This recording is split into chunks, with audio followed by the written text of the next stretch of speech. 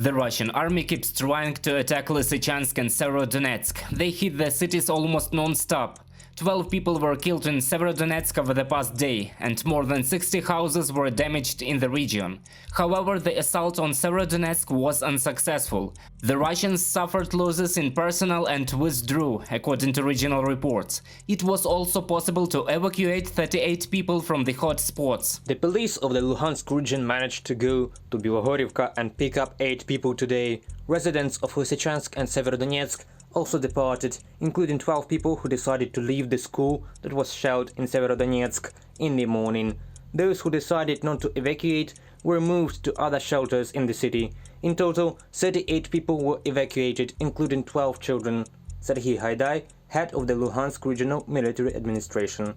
The shelling also continues in the Donetsk region. The Russians killed 3 civilians over the past day. 5 more people were wounded. In 3 months of the war, Russian soldiers have killed 400 civilians in the Donetsk region, says the head of the local military administration Pavlo Kyrylenko. However, this is only the official data. The real number is much more. The exact number of victims in Mariupol and Volnovakha cannot be specified yet. All Russians will be punished for their crimes on Ukrainian land.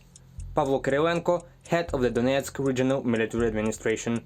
The Ukrainian forces in the south eliminated 36 soldiers of the Russian army, 3 enemy T-72 tanks, a Grad multiple rocket launcher and automobile equipment during the past day. And the Russian soldiers who joined the Ukrainian armed forces and became the Freedom of Russia Legion took captive the Kremlin soldiers who arrived to fulfill criminal orders in Ukraine.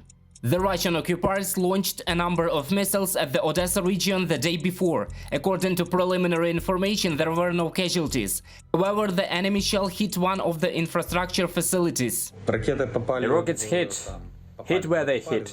The smell of ammonia is a small lake there. There is a smell, but the State Emergency Service reports that everything is fine. I wish we didn't have such a wind on Mykolaiv and Odessa. The concentration is minimal there. There is nothing to worry about. And this is the consequences of a missile strike on the House of Culture in the city of Lozova in the Krarkiv region. 8 people were wounded, including 11-year-old girl.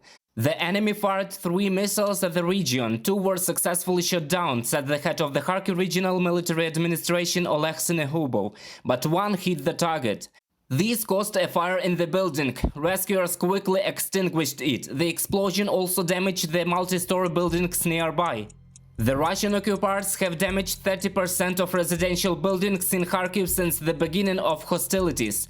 Local authorities reported that since people were left with no roof over their heads, the city decided to start constructing buildings without waiting for the end of the war. Meanwhile, in temporarily occupied Melitopol, the Russians started handing 10,000 rubles to pensioners in exchange for personal data. In neighboring Vasilivka, such assistance was also offered to state employees. However, in order to receive the payment, you need to have your identity documents. The Ukrainian intelligence is sure that Putin is at an absolute dead end right now. He cannot stop the war and he cannot win it. After all, to stop the bloodshed, he must admit that Russia is not at all the strong and great state he wanted to present, and the fighting will continue until we take back all the occupied territories.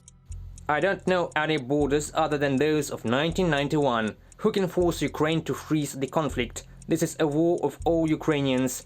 And if anyone in the world thinks they can dictate terms under which Ukraine can or cannot defend itself, they are seriously mistaken. Kirill Budanov, Chief of the Defense Intelligence of Ukraine. Reported by Roman Smoler, Mariana Krechet, UATV News.